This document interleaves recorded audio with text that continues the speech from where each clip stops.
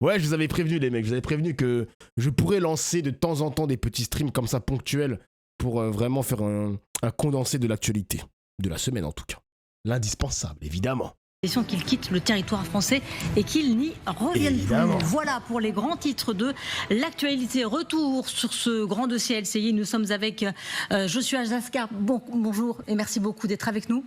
Ambassadeur d'Israël en France. Tout d'abord, votre réaction après ces réactions, cette annonce hier qu'on n'attendait pas, annonce surprise d'Emmanuel Macron. Alors c'est vrai que la France avait annoncé c'était inattendu quand même. Hein. C'était inattendu. Cette déclaration allait intervenir, mais c'est vrai que voilà le timing. C'est aujourd'hui, c'était hier soir plutôt. Quelle est votre réaction? C'est une erreur historique. C'est tout simplement une erreur colossale qui n'a aucun but, qui n'a aucun sens. Si le but était d'essayer d'aider la paix, ce que ça a fait, c'est exactement l'inverse. Le président a fait cette annonce, et en plus, il aurait pu le faire dans 3 semaines, dans un mois, dans un mois et demi. Mais il a fait le jour où, justement, le Hamas décidait de ne pas accepter, encore une fois, pour la 4e fois, une proposition de cessez-le-feu. Et ce qu'il a fait, cette déclaration, dit, en fin de compte, au Hamas, vous avez tout à fait raison, continuer de combattre, continuer de maintenir la population palestinienne en otage, la population israélienne, toute la région en otage, et je dirais même le monde entier, parce que tout le monde souffre de cette guerre. Continuez à le faire, ça marche, parce que vous avez le soutien, en fin de compte, de la France. Et c'est vraiment incompréhensible. Oui. Jean-Noël Barrot vous a répondu. Regardez ce qu'il a dit, Jean-Noël Barrot. Le Hamas a toujours refusé la solution à 2 États. En reconnaissant la Palestine, la France donne tort à ce mouvement terroriste. Elle donne raison au camp de la paix contre celui de la guerre. Il doit y avoir une logique dans cette déclaration que je ne comprends pas. Le Hamas est opposé à la solution à 2 États. Il doit y avoir une logique. Oui, mais le Hamas a été le premier acteur à remercier le président Macron pour cette déclaration. Alors, dans la déclaration du ministre des Affaires étrangères, avec tout le respect que je lui dois, il doit y avoir une certaine logique que je ne vois pas. Mais comment sortir de cette impasse, monsieur l'ambassadeur? La seule logique, c'est que la France a toujours voulu reconnaître l'État de Palestine, ça a pris du temps, mais pourquoi il nous parle d'une certaine logique? La seule logique, c'est la boussole de la France, à vouloir reconnaître l'État de Palestine. D'ailleurs, les amis, j'ai jamais compris pourquoi ça a traîné, les mecs. Hein. Parce que même depuis Hollande, je me rappelle, quand j'ai commencé à mettre un peu un pied dans la politique, il me semble qu'il y a eu un vote. Il y a eu un vote à l'Assemblée nationale sous Hollande et la majorité voulait reconnaître l'État de Palestine. Mais je ne sais pas par quelle magie Hollande a perdu ses couilles, les mecs. Hein. Hollande a perdu ses couilles pour reconnaître l'État de Palestine. Ça a traîné, genre. Pression des US et d'Israël. Mais les amis, je vais aller dans votre sens.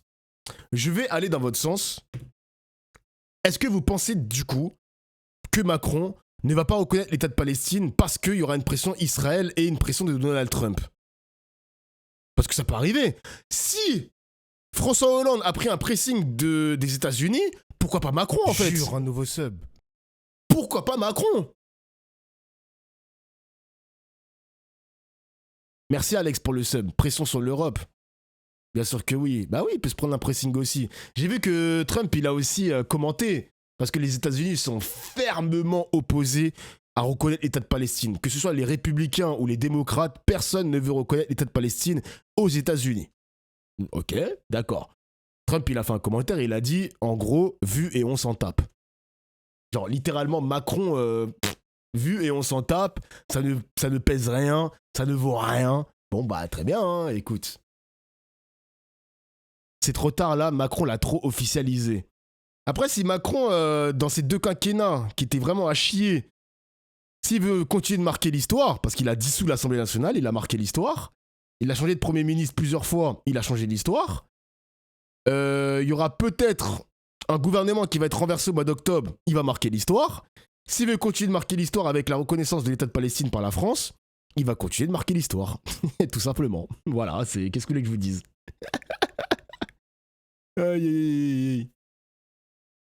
Dofla, il y a aussi une pression de fou en Angleterre pour que Starmer reconnaisse aussi l'État de Palestine. Ben justement, la conférence qui devait avoir lieu en Arabie Saoudite, il me semble que l'Angleterre et la France devaient reconnaître l'État de Palestine en même temps.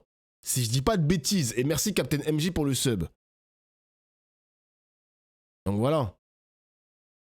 Donc là, tu n'es pas le révolutionnaire que tu penses être. Et je suis censé faire quoi de ce commentaire, en fait? D'accord, merci pour le commentaire, mais ensuite, c'est quoi la suite qu'est-ce que tu veux nous partager encore? Il est là pour les records. Ah, mais bien sûr, hein, Macron, il est là pour les records, genre. Il est là pour les records, il veut être ce président, ce personnage principal. Littéralement, genre. Littéralement. Vraiment. Dans les négociations, le Hamas effectivement.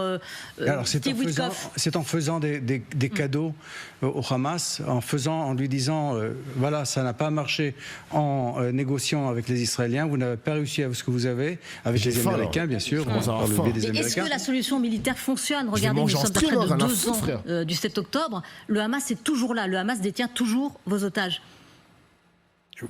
Ah, je croyais que vous voulez montrer quelque chose. Non, mais bien sûr que la solution militaire comme telle n'est pas une solution à laquelle nous espérons. Pour nous, nous préférons bien sûr avoir un accord, et c'est pour ça que nous avons accepté à 4 différentes occasions les accords qui étaient proposés par Witkoff et par d'autres auparavant. Et c'est pour ça que le Hamas, pour lui, qui gagne du temps, pour lui, le temps marche, travaille en sa faveur. Le Hamas continue à refuser, à rejeter ses offres. Et ce n'est pas à nous, ce n'est pas sur nous qu'il faut faire pression. C'est sur le Hamas. C'est pour Hamas qu'il faut dire arrêtez ce jeu ridicule, arrêtez ce jeu criminel, arrêtez de garder en otage toute une population, acceptez de libérer les otages, parce que dès que vous libérerez les otages, cette guerre sera terminée. Et ils le savent très bien. Le Hamas le sait très bien. Et franchement, le président aussi le sait très bien. Parce que nous avons eu maintes conversations à ce sujet. Il a eu maintes conversations avec le Premier ministre qui lui a expliqué exactement que dès que le Hamas libérerait nos otages, ce serait terminé. Ce serait fini. Alors, pensez-vous vraiment qu'Israël peut se permettre... Ce serait terminé, il y aurait un cessez-le-feu, il y aurait un accord, il y aura peut-être un accord de paix? Un accord de paix. Quand vous dites un accord de paix, il y a énormément de différence entre ce que vous appelez un accord de paix et ce que nous appelons un accord de paix. Ce que nous appelons un accord de paix, c'est quelque chose de permanent. La paix, c'est-à-dire entre les peuples. Quelque chose qui ouvrirait les frontières, comme vous vivez aujourd'hui avec les Allemands, par exemple. Ça, c'est un accord de paix. Ce que nous avons aujourd'hui avec les Jordaniens, par exemple, ou avec les Émiratis. Pour avoir un accord de ce genre avec les Palestiniens, il faut changer la mentalité, il faut changer fondamentalement la mentalité qu'ont aujourd'hui les Palestiniens. Parce que les Palestiniens... Changer la mentalité, ça passe par quoi, monsieur? Par la colonisation, peut-être? Par l'éducation? Vous allez brûler leurs livres pour ensuite imposer votre doctrine, votre idéologie, votre manière de penser, c'est ça? Une purge, en quelque sorte. Faut changer votre mentalité aussi chez vous, hein. Exactement, Zoko. Exactement. Merci à Zapor pour le sub. Ouais, je m'attendais pas à te voir. Eh oui, mon gars. Eh oui, je vous l'ai dit, il y aura peut-être des streams ponctuels de temps en temps. Eh oui, eh oui. Aujourd'hui, ne veulent pas vivre en paix avec nous. Vous savez que... Attendez, j'arrive 2 secondes, j'écoute les gars, vous inquiétez pas, j'écoute. Non, les Palestiniens en général ne veulent pas vivre en paix avec nous. J'y arrive. Non, j'y arrive justement. Vous savez que, je l'ai dit ici sur ce plateau plusieurs fois, Israël a fait 4 fois l'offre de la création d'un État palestinien. Et une autre fois, ça a été offert aux Palestiniens par le président Trump quand il était président la dernière fois. Et à chaque fois, ces offres ont été rejetées par les Palestiniens.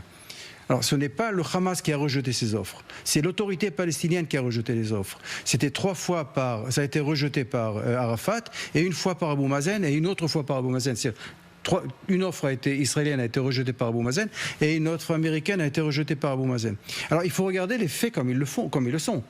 C'est pas en disant ah oui, peut-être si on continue à faire pression sur Israël parce que c'est l'acteur le plus fort, on va réussir à faire quelque chose. Non. Il faut voir qui a rejeté la paix jusqu'à présent. Et ceux qui ont rejeté la paix jusqu'à présent, ce n'est pas nous. Mais est-ce que c'est les Palestiniens. Pensez, monsieur l'ambassadeur, que vous pouvez forcer les Palestiniens à aller vers un chemin d'une reconnaissance totale de ce peuple pour vivre en paix et en sécurité aux côtés d'Israël uniquement par les armes et la solution militaire? Vardofla, oui, j'ai entendu les mecs, hein, j'ai entendu, genre le délire de la Palestine a refusé les frontières, refusé cette reconnaissance, etc. Bon, je pense que les motifs sont multiples. Bon, vous savez aussi qu'il y a la Cisjordanie. Donc, comment gérer la Cisjordanie, etc. Parce qu'il y a beaucoup de Juifs et de Palestiniens qui vivent ensemble, mais avec beaucoup de difficultés. Donc, oui, les gars, c'est une histoire qui est très, très, très compliquée. Mais les gars, je fais une parenthèse vite fait. Je fais une micro-parenthèse, vous allez comprendre où je veux en venir. Vous avez suivi la situation en Thaïlande et en Cambodge ou pas, les mecs? Thaïlande, Cambodge. Vous savez que là, ils sont à 2 doigts de se péter la gueule à coups de gros bazookas, etc. Vous avez vu que c'est la guerre, c'est la merde totale. C'est à cause de quoi, les gars, à votre avis? C'est à cause de nous, hein. C'est à cause de nous, les Européens. C'est à cause de nous, hein. La colonisation. C'est les résultats de la colonisation, les mecs. Parce que la France, il me semble que c'était au Cambodge, il y a eu un protectorat français au Cambodge. Les Français sont partis. Voilà, vous parlez de l'Indochine. Les Français sont partis, mais les frontières n'ont pas été délimitées entre le Cambodge et la Thaïlande. Et vous savez qu'en ce moment, il y a un conflit qui dure depuis des années, parce qu'ils n'arrivent pas à définir les frontières entre le Cambodge et la Thaïlande. Voilà. Il y a un problème. Et encore une fois, c'est de notre faute. Eh bien, ce qui se passe avec Israël et la Palestine, c'est à peu près la même chose. C'est à un degré différent. Mais quand le mandat britannique a expiré, je vais mettre des mots, a expiré, on va dire, bah, les frontières n'ont pas été extrêmement bien tracées. Encore une fois, la faute aux Occidentaux. Vous aimez? C'est français. Vous aimez? C'est européen. Encore une fois, c'est notre faute, les mecs. On est des fouteurs de merde, genre. On est des putains de fouteurs de merde. Comment ça, Dofla, c'est notre faute? Non, mais c'est pas notre faute. Nous, la nouvelle génération, les mecs. Mais les politiques, la colonisation, les résultats de tout ça, les mecs, ben on les voit. En fait, ce qui s'est passé il y a 50 ans, ça laisse des traces maintenant tout de suite avec une guerre et des morts et des mecs qui n'ont rien demandé. Mais les fouteurs de merde à la base, c'était nous les mecs, hein. Vraiment, c'est n'importe quoi. Hein. C'est les dégâts, hein. Les dégâts se font année après année, encore et encore, et se font ressentir jusqu'à aujourd'hui, genre. Et oui, hein. Les Occidentaux sont la cause de tous les maux sur Terre, mec, c'est n'importe quoi. Les Cambodgiens et les Thaïlandais n'ont jamais réussi à se mettre d'accord sur une frontière commune. Jamais. Eh ben c'est pareil avec Israël et la Palestine. Jamais, genre. J'ai du mal à m'exprimer là. J'ai écouté ce qu'il a dit, les mecs. Je vous ai dit, je viens de dire que nous avons essayé à maintes occasions, 4 fois nous-mêmes et 1 fois les Américains, de proposer par le biais de la diplomatie la création d'un État palestinien. Non, je fais référence à Camp David en l'an 2000, à Taba 2000 et ensuite 2001. On est en 2025 aujourd'hui. Non, mais je sais, et ensuite on continue ça. Il y a eu les accords, il y a eu l'accord il y a eu l'offre d'accord de Deal of the Century, comme qu'on appelle ça en anglais, qui a été offert par Trump et que là aussi les Palestiniens ont rejeté. Oui. Vous voulez que je continue? Il y a eu encore d'autres négociations qui ont eu lieu. D'un État palestinien, c'est pour ça à l'époque que ça avait été rejeté. Qui n'allait pas, le Deal of the Century dont vous parlez, et donc la proposition qui a été faite par la première administration Trump, elle ne actait pas sur le papier la création d'un État palestinien vivant côte à côte et en sécurité. Mais bien sûr, elle parlait. Ah, il connaît mieux le dossier. Après, oublions pas, les gars, que Israël, c'est des menteurs sur le récit, sur le narratif, sur comment c'est expliqué à la télévision française. Ne croyons pas cet idiot, les mecs. Hein. Ne croyons pas. Par contre, j'avoue, un contradicteur sur LCI. Tu vois, Django, que c'est intéressant. Tu m'en voulais parce que je faisais que de react le mal, le CNews, les démons, le chétan. Ben tu vois au final que l'exercice peut être sympa, non? Imbécile. Non, je rigole. Je t'aime bien, Django, je t'aime bien. T'es un ancien, toi, je t'aime bien. Merci Riri pour le sub. La création d'un État palestinien entre la mer et le Jourdain, et ça a été accepté par Netanyahou. C'est quelque chose que tout le monde oublie pour une raison ou pour une autre. Pour la première fois dans le jardin moyen-oriental, il y avait une proposition qui était offerte par un gouvernement américain qui proposait la création d'un État palestinien, et nous, encore une fois, nous acceptions cette offre, et les Palestiniens, pour encore une fois la rejeter. Alors, l'idée de faire pression sur Israël, parce que c'est le pays le plus fort de la région, et c'est donc eux qui doivent accepter quelque chose, c'est simplement ne pas regarder les faits comme ils le sont. Monsieur l'ambassadeur, le président Macron, pour faire cette proposition, pour faire cette annonce, s'appuie aussi sur une lettre que Mahmoud Abbas avait envoyée début juin. Il s'était engagé à une démilitarisation du Hamas, à organiser des élections législatives, présidentielles, renforcer la légitimité de l'autorité palestinienne dans le cadre d'un futur État palestinien. Le président Macron se base aussi sur ces déclarations. D'abord, il faut lire la lettre, parce qu'il ne ne s'engage pas à ce que l'État palestinien soit démilitarisé. Il dit qu'il ne serait pas obligatoirement démilitarisé. Il y a une énorme différence là-dedans. Ensuite, nous avons reçu énormément de lettres de dirigeants palestiniens. Vous savez qu'Arafat lui-même avait signé un accord dans lequel un des éléments, il n'y avait pas énormément d'articles dans cet accord, dans lequel il disait qu'il renonçait au terrorisme. Est-ce que Arafat avait renoncé au terrorisme réellement ? En 1995, des centaines d'Israéliens étaient tués par des actes de terrorisme que lui avait ordonnés. Alors donc, le fait que qu'un dirigeant palestinien signe une lettre quelconque ne peut pas pour nous être quelque chose qui permettrait de les prendre vraiment au sérieux. C'est des actes, ce n'est pas une lettre, c'est un acte. Et un acte serait par exemple que les Palestiniens arrêtent de payer un salaire mensuel aux terroristes qui ont tué des Israéliens, un salaire qui augmente par rapport au nombre d'Israéliens qui ont été tués. Par exemple, ce serait le début d'une réforme dans le système éducatif, où ils éduqueraient. Je crois que non, ça a été annoncé. Le président Mahmoud Abbas s'est engagé justement à plus verser en fait de salaire à ce qu'il appelle les martyrs et victimes. Donc, il s'est engagé, mais il ne l'a pas fait. Voilà encore une fois pourquoi la lettre de Mahmoud Abbas ne peut pas vraiment être prise au sérieux. Il s'est engagé de le faire 2 fois. Donc vous parlez d'un engagement réel, d'accord. Okay. C'est pas un engagement, mais de le faire d'acte. Et pour l'instant, il n'a rien fait. C'est un président qui a été élu pour la dernière fois en 2006, pour une période de 4 ans, et nous sommes en 2025, et c'est un président qui est le plus... Vous savez qu'il a un jet personnel. Un terroriste avec un salaire de terroriste qui a un jet personnel. Alors vraiment, c'est une administration. L'autorité palestinienne n'est pas un terroriste. Vous parlez de qui ? Vous parlez de Mahmoud Abbas ? Oui. Bon, c'est vos propos. Ça n'est pas un terroriste. Ce n'est plus un terroriste, mais je ne sais pas comment quelqu'un. Ah d'accord, ok. Ah donc Israël a un problème aussi avec l'autorité palestinienne en fait. Ah d'accord. Ah ok. En fait, ils aiment pas la Palestine. Ils aiment rien. Genre il y a... Ok. Donc le Hamas, c'est ses ops. Là, l'autorité palestinienne, c'est les ops d'Israël aussi. Genre, c'est... Ok.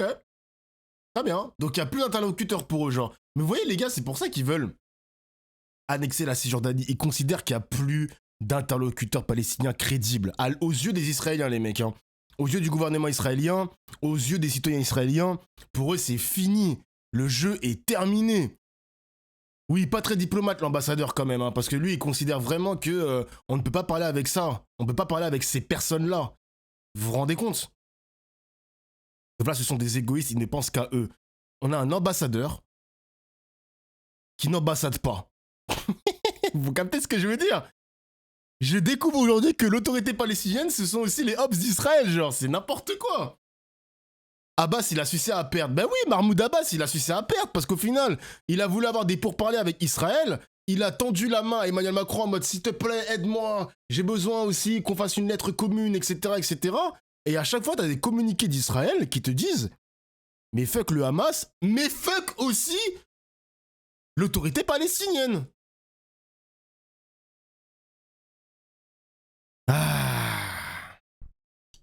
Qui était terroriste ensuite, qui était dirigeant, politicien, peut s'acheter un jet personnel. Bon, et les Palestiniens ce sont aussi. effectivement vos propos, monsieur l'ambassadeur. Magali.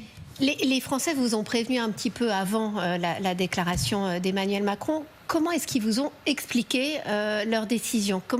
Qu'est-ce qui se passe dans ces moments-là ? Comment ils vous expliquent leur décision de reconnaître l'État palestinien ? En fait, qu'est-ce qu'ils vous disent à ce moment-là ? Quel est leur but, l'objectif ? Quand on m'a appelé 1 heure auparavant, on m'a dit, voilà, dans 1 heure, le président a envoyé une lettre à Mahmoud Abbas disant qu'il avait l'intention de reconnaître l'État palestinien en septembre. Et voilà. Et à ce moment-là, Des discussions ont lieu auparavant. Hein. C'est pas nouveau. Le concept n'est pas quelque chose de nouveau. On a eu de longues discussions à ce sujet. La discussion même autour de la question de la lettre qui va être envoyée au président Mahmoud Abbas est quelque chose qui a eu lieu au dernier moment. Et donc, vraiment, 1 heure avant l'annoncement. Et c'est pas qu'on n'avait pas eu... On avait eu de longues conversations à ce sujet, en général. Mais vous ne croyez pas à un effet d'entraînement de cette proposition, que des pays arabes puissent, vous reconnaître, à côté de la France, voilà, normaliser des relations ? Parce qu'en fait, c'est ça le calcul français. Mais non. Oui, mais le calcul de la diplomatie française, c'est celui-là. Non, c'est naïf, ça. C'est naïf. Ouais, c'est naïf, comme moi, les mecs. Il y a eu de longues conversations à ce sujet. Ils nous ont parlé de différents pays. Je ne vais pas les nommer pour ne pas les embarrasser. Mais il n'y a jamais n'y a jamais eu de momentum sérieux autour de cela. Monsieur l'ambassadeur, le colonel Goya qui est à vos côtés nous le disait tout à l'heure, vous voulez neutraliser le Hamas. Il faut faire pression sur le Hamas, mais aujourd'hui vous êtes quelque part un peu piégé. Comment faire pour neutraliser le Hamas qui est encore dans le territoire, qui détient encore des otages? Le colonel nous disait, la seule solution, eh bien, c'est d'occuper la bande de Gaza. J'ai entendu ce que le colonel disait auparavant. Je vais vous dire, l'armée israélienne est une armée très puissante, qui est capable d'occuper la bande de Gaza rapidement si on le voulait. Le gros problème que nous avons eu depuis le début, c'est que nous avions 256 otages. D'accord ? Nous avons encore 20 otages en vie. Vous savez que la dernière fois que les forces israéliennes se sont rapprochées d'un endroit où il y avait des otages, les 6 otages ont été exécutés immédiatement dans les souterrains. Parce que c'était Sinwar lui-même qui était là-dedans, parce que Sinwar craignait que nous allions nous approcher, bien que nous avions laissé un espèce d'entonnoir ouvert pour qu'il puisse s'en aller avec les otages, pour qu'il ne craigne pas justement que nous nous rapprochions trop de lui.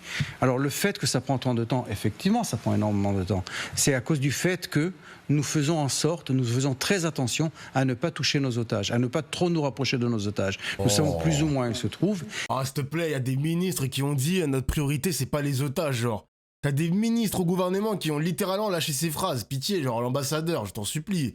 Salut Mélina, ça va ou quoi? Ah, ils se foutent de notre gueule, hein. S'il vous plaît, le chat. Ces mecs-là se foutent de notre gueule, frère. Et nous ne pouvons pas nous rapprocher parce qu'ils les exécuteront immédiatement. Et c'est ce que nous ne pouvons pas nous permettre. Et donc, nous avançons petit à petit et nous ne nous rapprochons pas dès que nous savons qu'il y a quelque part, il y a des chances qu'il y ait des otages quelque part, par peur qu'ils les exécutent. Et c'est des gens inhumains. C'est des gens inhumains. Vous savez que combien pesait, il y avait une des demoiselles, des otages qui faisait 1m80, qui avait été enlevée, qui était justement une des 6 qui avait été exécutée. Elle pesait 34 kilos. 34 kilos quand ils l'ont exécutée. Monsieur l'ambassadeur, justement, c'est une réaction, c'est une décision de la France, une annonce de la France qui intervient dans une situation. Il a parlé de la famine, hein. Oui, c'est vraiment, ces mecs-là sont nés avant le culot. Ces mecs-là sont nés avant le culot, littéralement, ces enculés. Je sais pas quoi vous dire, le chat. Moi, ça me rend fou. Très particulière cette semaine, ça n'a pas pu vous échapper. Il y a de nombreux titres de presse, de nombreux magazines qui ont titré sur la famine à Gaza, de nombreuses ONG qui ont tiré la sonnette d'alarme en disant qu'on est dans un début de famine massive à Gaza. Il y a des 28 pays qui ont dit maintenant c'est intolérable, 25 pays européens, notamment la France. Cette déclaration d'Emmanuel Macron, elle intervient aussi dans cette situation qui est quand même intenable aussi. Oui, si vraiment la France voulait faire quelque chose pour les Palestiniens de Gaza, elle nous aurait aidé à distribuer la nourriture sans passer par le Hamas. Et j'ai entendu aussi ce qu'avait dit le général plus tôt au sujet de la distribution de la nourriture, de l'aide humanitaire. Notre but est de distribuer directement aux Palestiniens, aux Gazaouis, l'assistance humanitaire à laquelle ils ont droit. Et ne pas qu'ils aient à l'acheter. Parce que certains d'entre eux ont suffisamment d'argent pour l'acheter, d'autres ne l'ont pas. Et quand ils n'ont pas suffisamment d'argent pour l'acheter, ils ne peuvent pas recevoir cette aide humanitaire. Et c'est ce qu'a fait le Hamas pendant 1 an et quelque chose, justement. Et c'est D'ailleurs, les amis, ça a été démenti, ça. Et d'ailleurs, ça a été démenti par les Américains eux-mêmes. En tout cas, pas par le gouvernement américain, mais par les ONG. Ça a été prouvé que le Hamas n'a jamais réussi à détourner l'aide alimentaire pour espérer le revendre plus cher et se réarmer. Ça n'a jamais été prouvé. Ça n'a jamais été prouvé. Voilà. Enrichi d'une façon incroyable. Plus qu'ils recevaient, ils ont reçu plus d'argent qu'ils recevaient qu'en temps de paix qu'ils recevaient de l'Iran.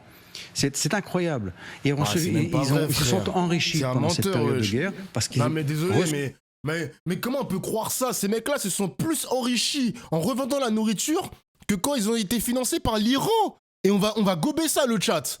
On va gober ça, genre. Arrêtez, putain, mais c'est quoi ça? Ils prenaient l'assistance humanitaire, ils la revendaient au lieu de la distribuer. Et c'est comme ça qu'ils réussissaient à payer les salaires de leurs terroristes. D'accord ? Ce que nous avons décidé de faire, c'est d'essayer de trouver un mécanisme de distribution directe à la population palestinienne. Et c'est vrai, ce n'est pas parfait. Vous avez dit que c'était comme 4 supermarchés, etc., qui étaient sur Paris, pour une région de Paris. C'est pas parfait, effectivement. Et c'est pour ça que nous avons permis aussi la distribution directe par les ONG et par les organisations onusières. Et nous essayons toujours de nous améliorer. Mais le fait est qu'il y a une organisation qui fait une militarisation cynique de l'assistance humanitaire, et cette organisation, c'est Hamas.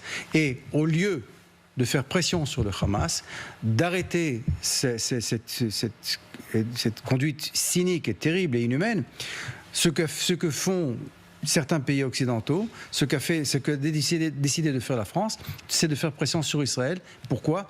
Pour encore permettre au Hamas de se relever et de se... Une dernière question. La logique derrière ça, si je vous suis bien, je vous explique bien, c'est d'assécher les finances du Hamas et le forcer à capituler. Vous exercez une pression militaire sur la bande de Gaza qui, après 21 mois, ne produit pas d'effet. Pourquoi ne pas imaginer une autre solution ? Le Premier ministre Benjamin Netanyahu s'est exprimé aujourd'hui, je le cite, et il a dit qu'il réfléchissait avec ses alliés américains à d'autres options pour obtenir le retour des otages détenus à Gaza, mettre fin au régime du Hamas sur le territoire et assurer une paix durable par la région. C'est quoi d'autres alternatives à part la pression militaire exercée sur la bande de Gaza ? Vous savez, il y a une énorme différence entre ceux qui parlent de la diplomatie et ceux qui font la diplomatie. Généralement, ceux qui parlent de la diplomatie ne savent pas comment se fait la diplomatie.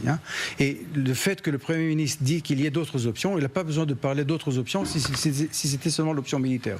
Il l'aurait fait sans en parler, parce que l'option militaire est sur place.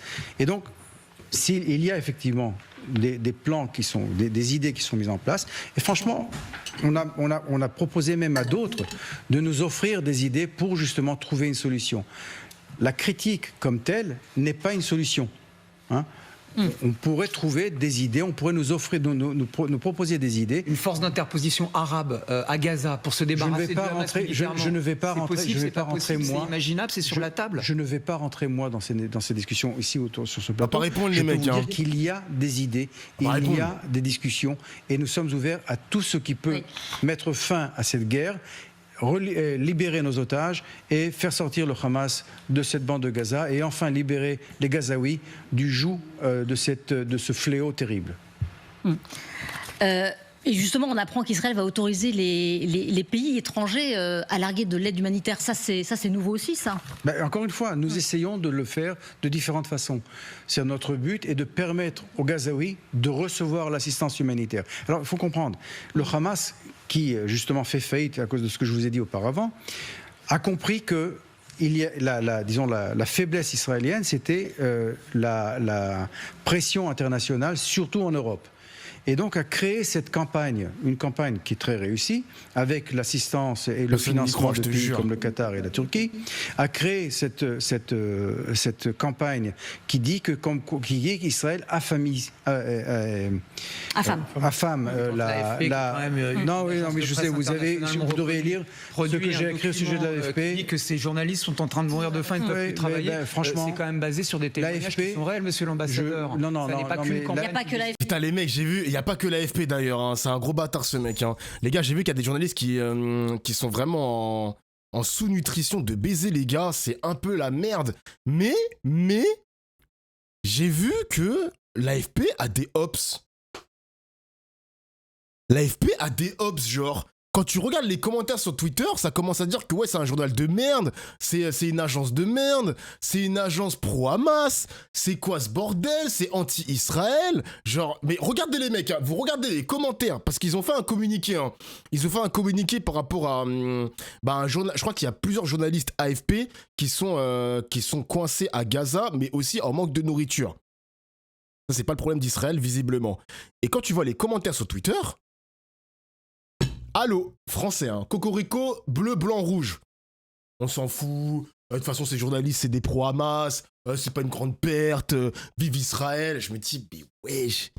Mais le bleu, blanc, rouge, il est vraiment à géométrie variable, C'est des bots.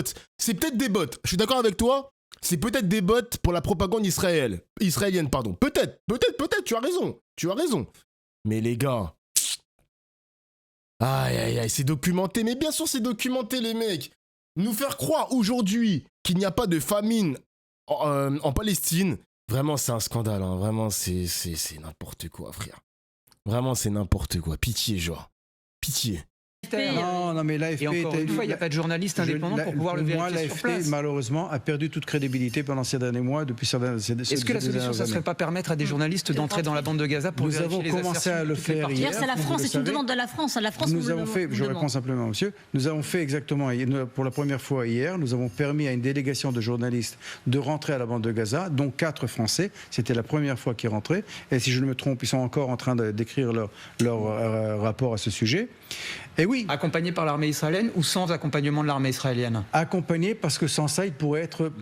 Donc ils sont embed. Donc ça non, mais ils pourront écrire ce qu'ils veulent. Est-ce que vous pensez vraiment que l'armée israélienne va leur dire... Contrôlé par l'armée israélienne ils pourront et accompagné par l'armée israélienne à Gaza, vous n'exercez pas indépendamment votre métier de journaliste. Ils pourront écrire ce qu'ils veulent quand même. Parce que vous pensez que si vous allez à Gaza et vous êtes sous les mains de Hamas, vous pourrez libérer... Vous pouvez constater que vous voulez vraiment... Vous pouvez écrire en toute indépendance que vous n'exercez pas votre métier.